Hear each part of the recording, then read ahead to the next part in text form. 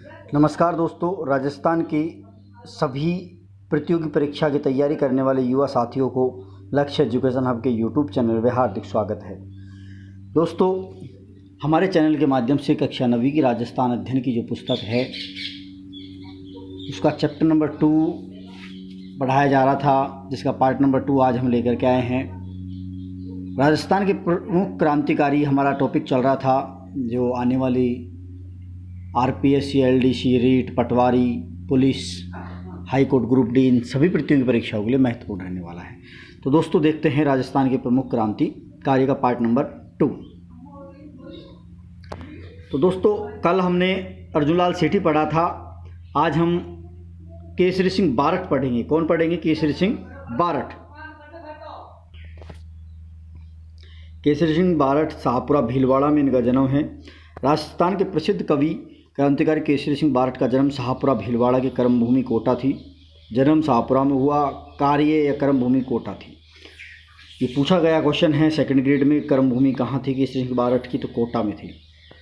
1872 में शाहपुरा के देवपुरा गांव में हुआ। सन 1903 में जब लॉर्ड कर्जन के द्वारा आहूत बुलाने पर दिल्ली दरबार में शामिल होने के लिए जा रहा था, तो उदयपुर के महाराणा दिल्ली दरबार में शामिल होने के लिए जा रहे थे। उदयपुर के महाराणा को इन्होंने चेतावनी रा चुंगटिया नामक 13 सोरठे लिख करके, चेतावनी री चुंगटिया के 13 सोरठे लिख करके फतेह सिंह को भिजवाए, जिससे फतेह सिंह ने उनको पढ़ करके और दिल्ली दरबार में जाने से मना कर दिया।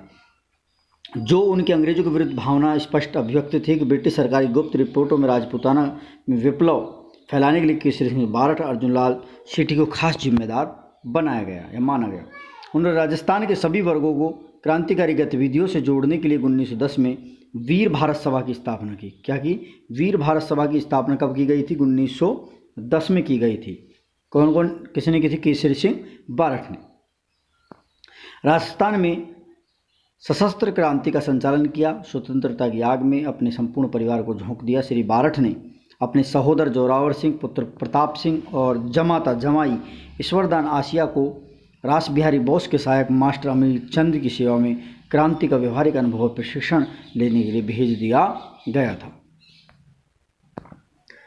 यह है दोस्तों केसरी सिंह बारठ की एक तस्वीर जो आपके सामने मैं लेकर के आया हूँ। देख लीजिए, केसरी सिंह बारठ हैं। ये देश की स्वतंत्रता के लिए अपने सब कुछ होम कर देने वाले क्रांतिकारी कवि केसरी सिंह बारठ ने अगस्त 1947 में अपनी अंतिम सांस ली। इसके बाद अगले जो शासक हैं कुंवर प्रताप सिंह बारठ शाहपुरा, ये केसरी सिंह बारठ के पुत्र थे। 1893 में शाहपुरा में जन्मे कुंवर प्रताप सिंह को देशभक्ति की विरासत मिली। अपने पिता केसरी सिंह बारठ, चाचा जोरावर सिंह बारठ एक प्रसिद्ध क्रांतिकारी थे। क्रांतिकारी मास्टर अमीर चंद से प्रेरणा लेकर देश में स्वतंत्रता का करवाने में जुट गए। वे रास बिहारी बोस का अनुसरण करते हुए क्रांतिकारी आंदोलन में सम्मिलित हुए। रास बिहारी बोस का प्रताप सिंह पर बहुत विश्वास था। प्रताप सिंह बारठ को बनारस कांड में क्या किया? गिरफ्तार कर लिया और 1917 में बनारस षड्यंत्र अभियोग चलाकर 5 वर्ष का कठोर कारावास दिया और बरेली के केंद्रीय कारागार में उन्हें अमानवीय यातनाएं दी गई, ताकि अपने सहयोगियों का नाम उसने पता किया जा सके, किंतु उन्होंने किसी का नाम नहीं बताया। ध्यान रखना, बरेली जेल में तो थे प्रताप सिंह, और जो जोरावर सिंह वो इनके पिता केसरी सिंह बारठ हैं, केसरी सिंह वो थे हजारीबाग जेल में। कौन सी जेल में दोस्तों? हजारीबाग जेल में। ये दोनों पूछी जाती है कि जोरावर सिंह किस जेल में थे और केसरी सिंह किस जेल में थे। अगला, भारत सरकार के गुप्तचर निदेशक सर चार्ल्स क्विकलैंड ने प्रताप पर घोर यातनाएं की। क्या की थी? घोर यातनाएं दी, मगर यह सब भी प्रताप को नहीं तोड़ पाए। बरेली जेल में क्विकलैंड ने प्रताप सिंह से राज उगलवाने के लिए कहा कि तुम्हारी माँ तुम्हारे लिए रोती है। तब प्रताप ने जवाब दिया कि लेकिन मैं सैकड़ों माताओं को रोने का कारण नहीं बन सकता। मेरी माँ रोती है तो रोने दो। जिसे अन्य कोई न रोए, ऐसा कोई कार्य मैं नहीं करूँ। अमानुषिक यातनाओं के कारण 1918 में 22 वर्ष की आयु में प्रताप सिंह शहीद हो गए। हार कर क्विकलैंड को यह कहना पड़ा कि मैंने आज एक प्रताप सिंह जैसा युवक नहीं देखा, आज तक मैंने प्रताप सिंह जैसा युवक नहीं देखा। ये इंपॉर्टेंट पंक्ति है, पूछे जाती है किसने कही थी कि आज तक मैंने प्रताप सिंह जैसा एक युवक नहीं देखा, तो ये चार्ल्स क्विकलैंड ने कहा था। अगला है बाल मुकुंद बिस्सा। बाल मुकुंद बिस्सा जोधपुर के क्रांतिकारी हैं। इन्होंने नागौर में चरखा संघ खद्दर भंडार की स्थापना की, प्रचार प्रसार किया। राजस्थान के जतिन दास कहलाते हैं क्योंकि भारत में हुए थे जतिन दास, वो भी भूख हड़ताल के कारण मारे गए। तो बाल मुकुंद जो बिस्सा हैं वो भी भूख हड़ताल के कारण मारे गए थे। डीडवाना तहसील के पीलवा गांव में साधारण से परिवार में हुआ। 1942 में जयनारायण व्यास के नेतृत्व में शुरू हुए जन आंदोलन के दौरान बिस्सा ने 9 जून 1942 को भारत रक्षा कानून के अंतर्गत बंदी बनाकर जेल में डाल दिया गया। जेल में राजनीतिक बंदियों से होने वाले दुर्व्यवहार के विरुद्ध बिस्सा ने लंबी भूख हड़ताल की और जेल में बंदियों के दमन और हड़ताल में बिस्सा बहुत कमज़ोर हो गए। उन पर लू का भी प्रकोप हो गया। 19 जून को उन्हें वार्ड से जेल अस्पताल भिजवाया गया, जहां अधिकारियों की लापरवाही के कारण उसका उसी दिन निधन हो गया। बिस्सा के निधन का समाचार समूचे नगर में बिजली की तरह फैल गया। देखते देखते अस्पताल के सामने लोगों की भीड़ इकट्ठी हो गई। उस जमाने में लगभग 1 लाख लोगों ने मीलों पैदल चलकर उसकी अंत्येष्टि में भाग लिया था।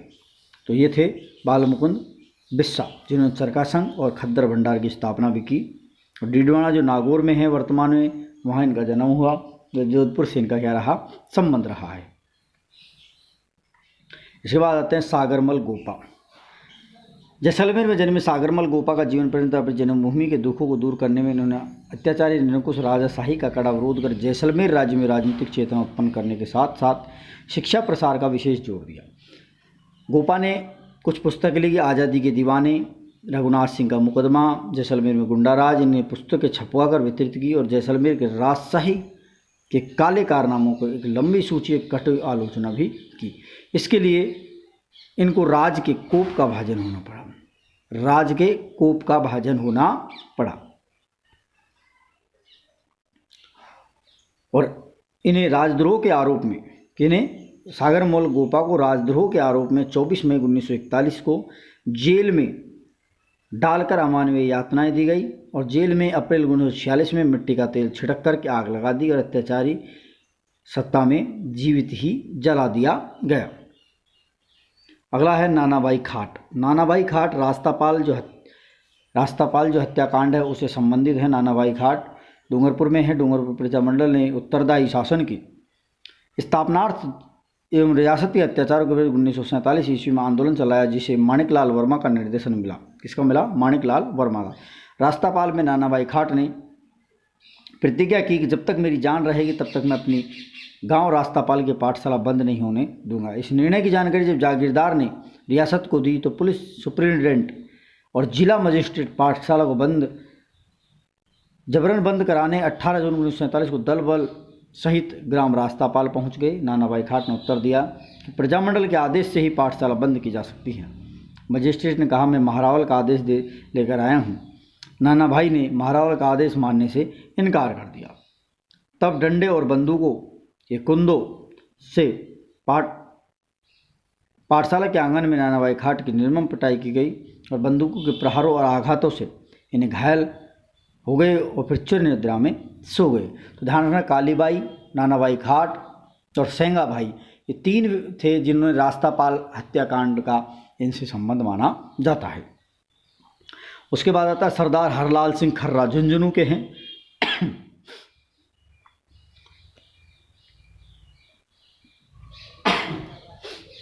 सरदार हरलाल सिंह का जन्म झुंझुनू जिले के हनुमानपुरा गांव में 1901 में हुआ। सरदार हरलाल सिंह अशिक्षित थे। हरलाल सिंह ने रियासती और जागीरदारी जुल्मों पर डटकर विरोध किया। किसान एवं प्रजामंडल आंदोलन में सक्रिय भूमिका निभाई। इन्होंने विद्यार्थी भवन झुंझुनू की स्थापना की और राजनीतिक और सामाजिक गतिविधियों का केंद्र बनाया। इसी केंद्र में उन्होंने किसान आंदोलन का संचालन किया। सकुशल नेतृत्व के कारण से सहयोगी ने इसे सरदार की उपाधि दी थी। ये इंपॉर्टेंट है, पूछा जा सकता है कि सरदार की उपाधि किसे मिल गई है, और आपको वहाँ वल्लभ भाई पटेल भी दिया जाएगा, और पूछ लिया जाएगा राजस्थान में किस व्यक्ति को सरदार की उपाधि दी गई थी, तो सरदार हरलाल सिंह खर्रा। तो ध्यान रखना, हरलाल सिंह आपको करना होगा। ये इंपॉर्टेंट क्वेश्चन है दोस्तों। मैं आपके लिए जो आज पढ़ा रहा हूँ, जो क्रांतिकारी मैं आपके लिए लेकर के आया हूँ, यहाँ से प्रत्येक एग्जाम में 1 से 2 क्वेश्चन पूछे जाते हैं। तो दोस्तों इस वीडियो को मिस ना करें, ज़्यादा से ज़्यादा अपने सभी दोस्तों को शेयर करें और वीडियो को शुरू से अंत तक देखना न भूलें। और जो भी विद्यार्थी नए हैं चैनल पर, चैनल को सब्सक्राइब करें, जिससे आने वाले वीडियो का नोटिफिकेशन आपको मिलता रहे। इसके बाद अगला है दोस्तों, कप्तान दुर्गा प्रसाद नीम का थाना। कप्तान दुर्गा प्रसाद चौधरी का जन्म 1905 में नीम का थाना सीकर में हुआ। कहाँ हुआ था? नीम का थाना कहाँ पड़ता है दोस्तों?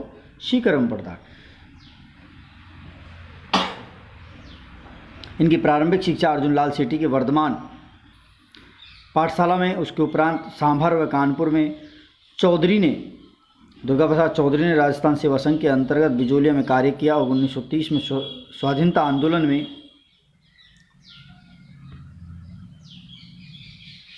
शामिल हो गए और 1930 से 1947 तक राष्ट्रीय आंदोलन में भाग लेने के कारण अनेक बार जेल भी गए।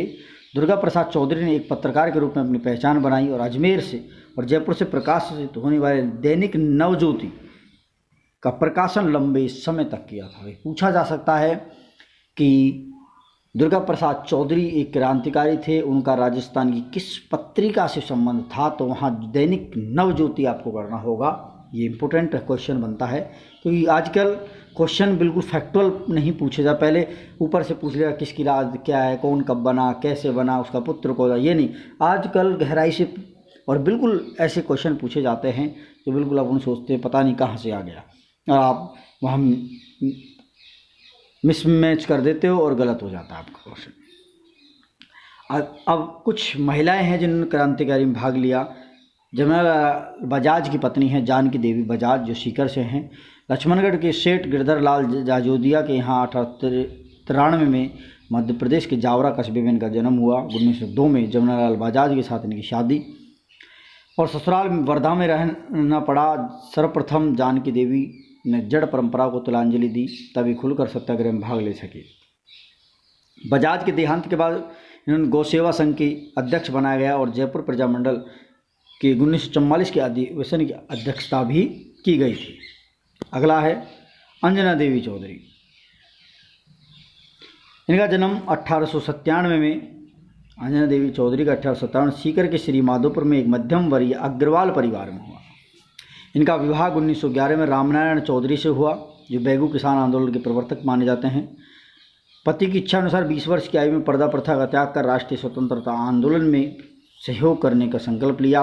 1921 से 24 में मेवाड़ बूंदी राज्य की स्त्री को राष्ट्रीयता, समाजशास्त्र, समाज सुधार और भावनाओं को बढ़ावा दिया। उसके साथ सत्याग्रह का कार्य किया, चाहे दलित उत्थान का कार्य रहा हो या अन्य रचनात्मक कार्य, इन्होंने अपने पति का भरपूर साथ दिया। ये समस्त रियासती जनता में गिरफ्तार होने वाली पहली मानी जाती है। समस्त रियासती जनता में 1857 की क्रांति में गिरफ्तार होने वाली पहली महिला है। इम्पोर्टेंट पूछा भी जाता है कि वह कौन सी महिला है जो सबसे पहले 1857 की क्रांति में जेल जाना पड़ा या गिरफ्तार हुई थी, तो अंजना देवी चौधरी। एक सेकंड ग्रेड में पूछा गया क्वेश्चन है, ध्यान रखना दोस्तों। 2015 वाले जो सेकंड ग्रेड हुआ था उसमें पूछा हुआ क्वेश्चन है। अगला रत्ना शास्त्री, ये हीरालाल शास्त्री की पत्नी हैं। 15 अक्टूबर 1912 को खाचरोद मध्य प्रदेश में रघुनाथ जी व्यास की यहाँ इनका जन्म हुआ। इनका विवाह हीरालाल शास्त्री से हुआ। 1929 में ग्राम सेवा उत्थान और जनसेवा के उद्देश्य से वनस्थली में इन्होंने हीरालाल शास्त्री के द्वारा लड़कियों की शिक्षा के लिए स्थापित जीवन कुटीर कार्यक्रम में पूरा सहयोग प्रदान किया। रत्ना शास्त्री ने 1939 में जयपुर राज्य प्रजामंडल के सत्याग्रह आंदोलन में सक्रिय रूप से भाग लिया और 1942 के भारत छोड़ो आंदोलन में भी भूमिगत कार्यकर्ताओं और उनके परिवारों की सेवा करती रही। तो ये ध्यान रखना, ये पूछा जाता है कि राजस्थान के किस क्रांतिकारी ने 1857 की राजस्थान की किस क्रांतिकारी महिला ने भारत छोड़ो आंदोलन में भाग लिया था, तो ध्यान रखना दोस्तों, ये लिया था रत्ना शास्त्री ने। इसके बाद आती रमा देवी। रमा देवी का संबंध है जयपुर से। इसका जन्म जयपुर के वैद्य गंगासाय के घर में हुआ। इनका विवाह 7 वर्ष की उम्र में ही हो गया। 11 वर्ष की छोटी आयु में विधवा हो गई। बाद में गांधी विचारधारा रखने वाले नेता लादूराम जोशी से पुनर्विवाह हुआ। विवाह के बाद इन्होंने खादी पहनना प्रारंभ किया और नौकरी छोड़ पति के साथ राजस्थान सेवा संघ का कार्य किया। बिजोलिया आंदोलन के समय पंडित लादूराम जोशी की पत्नी रमा देवी 1931 में बिजोलिया गई और जहां उन्हें गिरफ्तार कर लिया गया और उन्हें वहां से निकल जाने को कहा, किंतु उनका जवाब था कि जब तक किसानों पर अत्याचार बंद नहीं होंगे वे यहाँ से आती रहेगी। इन्हें वहाँ के कोतवाल ने अपमानित किया, पिटाई की, किंतु वे दृढ़ रहे। 1930 से 1932 ईस्वी में 30 व 32 दो डेट हैं, 30 में और 32 में सत्याग्रह और सविनय अवज्ञा आंदोलन में इन्होंने भाग लिया और जेल भी गई थी। तो भारत छोड़ो आंदोलन में तो रत्ना शास्त्री ने, और सविनय अवज्ञा आंदोलन में भाग लेने वाली महिला है कौन? रमा देवी। ये पूछा जा सकता है क्वेश्चन, क्योंकि आजकल इसी प्रकार के फैक्चुअल क्वेश्चन ज़्यादा पूछे जाते हैं। अगला, और बहुत ज़्यादा इम्पोर्टेंट है ये चैप्टर, भील